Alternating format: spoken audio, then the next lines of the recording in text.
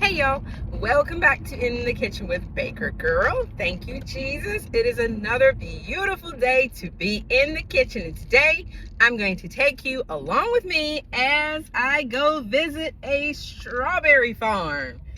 Put your shoes on, y'all. Get your basket. Let's go.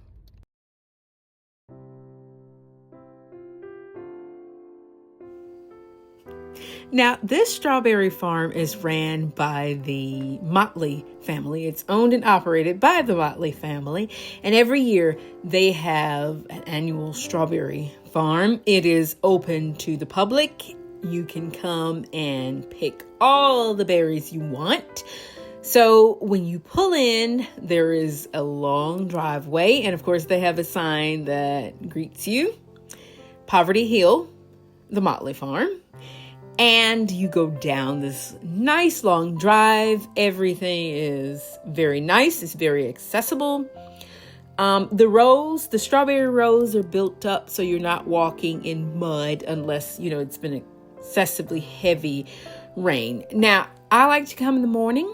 As you can see, I'm shooting this in the morning. It gets a little hot in a strawberry patch. So most people come early in the morning or late afternoon, evening. It's rare you see people out in midday because it does get quite warm. And also a tip, you may want to bring an extra box or an extra basket for your berries. Now, strawberries like cool weather, nice sunshine. They're not extremely fond of very hot days. And also they have to have a moderate amount of water. Too much water and they can be a little watery. And not enough water, and of course they don't get very big. Now, the family has these buckets ready. You can purchase buckets, which I purchased a bucket, and I also brought 2 buckets from my previous year of picking. And as you can see, there are rows and rows of berries. As far as your eye can look, there are just rows of berries. Now, strawberries, if you've ever gone a strawberry picking, strawberries like to hide under these beautiful large green leaves.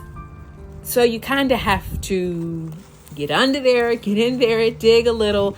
And even though I got there fairly early that morning, I could see I had already been beaten by a crowd because some pickers had already thoroughly gleaned some of the rows. But again, there are scores and scores and scores of rows of berries, so there's plenty for everybody. Now, I like to pick my strawberries depending on what I'm going to use them for. If I'm intending to make jam or something that I know it's going to be a cooked berry, and I don't want a lot of liquid, I get the smaller berries. The smaller ones are a lot sweeter than the larger berries, and also they contain less water. The larger berries are perfect if you're slicing them up, adding them directly into something, or if you are freezing them for lemonade, as I do, or anything else. But if you're making jam, you want to stick with the smallest berries. And you also want to make sure that you don't get the super ripe berries either. Pick a few green strawberries as well. They have the highest amount of pectin, and they will help your jam set up just beautifully. And these are just absolutely beautiful. They have been bigger. In a couple of seasons, they have been bigger. But of course, all of that depends on how much rain or how little rain. I prefer to pick strawberries before it rains because, of course, after it rains, they can have quite a bit of sand. And as I say, you really need to pull those leaves back and get your hands in there, and they like to hide. So you can literally move like a handful of leaves and you will find just a cluster of strawberries hid and tucked underneath these beautiful leaves, and you wouldn't even really know they were there. Interesting thing about these type of strawberries, which of course these are strawberries they're not wild strawberries. Wild strawberries are extremely teeny tiny. You'll find them hid in, as a matter of fact, on our property, you'll find wild strawberries all over the place. But you would be picking for weeks if you were intending to get enough to do something, because they are extremely teeny tiny, but they are delicious. If you can find wild strawberries and you feel safe to pick them, absolutely get yourself some, because their flavor is, they're the original strawberry. They haven't been, modified or anything. So they're a far cry from the berries you get in the store. And of course, these berries are a far cry from the berries you get in the grocery store. When you slice them, they don't have that white core in the middle. And look, that is just massive. Look, oh wow, I had to catch a glimpse of a picture of some of those, because they are huge. But as I say, I like to pick a mixture of berries. So it didn't take me long to fill up my basket. I'm not the fastest picker. My dad actually holds the record as the fastest picker. He can fill several buckets of berries in no time. I'm a little bit more selective, because I like to pick some small, some larger, some more green, some not. My dad, he just picks berries, and he picks a good selection of berries. But again, he's not thinking about, okay, these are for jam, and these are for, ice cream, and these are for this. Now, one thing I've learned, the farther away the rows are from the main area, usually the more berries they have, because most people, when they come in, they pull in, they usually pick right up in that general area. So I prefer to walk further down the rows. That way I get some of the berries that haven't been touched, because usually that's when you'll find riper berries too. Again, the ripest berries are not the best berries for jam, because they do contain more water.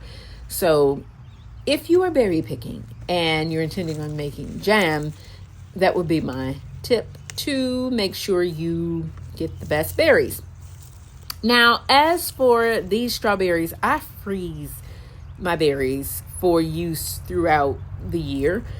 And I'm more a fan of freezing them as they are than I am in making things, making them into things. Because, as I say, you can make strawberry jam in the middle of December. You just need the frozen berries, and you still can tap into spring or summer. Even though it's the middle of winter, you still have fresh berries. So I prefer to freeze my year's worth of berries, and then I can pull them out of the freezer and use them for whatever I want.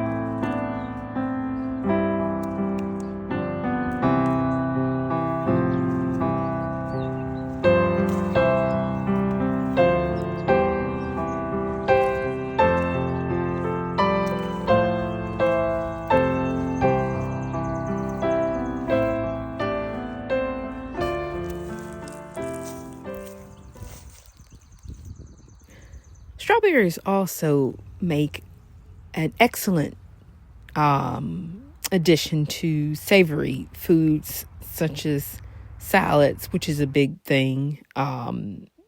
love a good strawberry salad dressed up with some balsamic vinegar. And they get some really interesting shapes.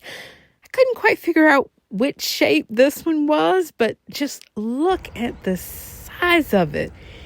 And some of these, I like to call them Goliath berries because some of them get really, really huge.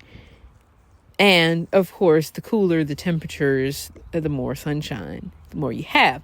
There is a shot of green strawberries. And as I say, if you're going to make jam, you want a good set in your jam, you might want to pick a few of the green ones. So I've got all my berries picked, and I actually picked an extra bucket for one of my neighbors. And there is another beautiful shot of the strawberry fields.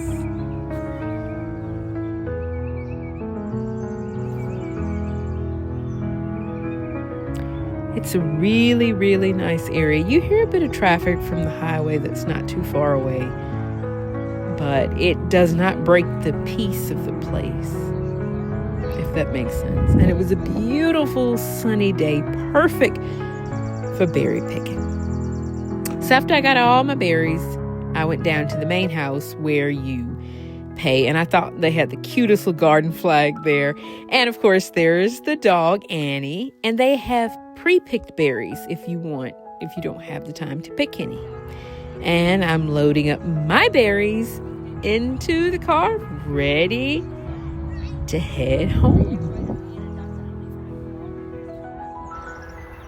I hope you guys have enjoyed this little vlog on a strawberry farm. I have got my bucket of berries all ready, picked and ready to go. I hope you guys will give this video a thumbs up if you like it. Don't forget to like and subscribe. And the good Lord willing, I will see you guys again in another video. Take care, y'all. Bye.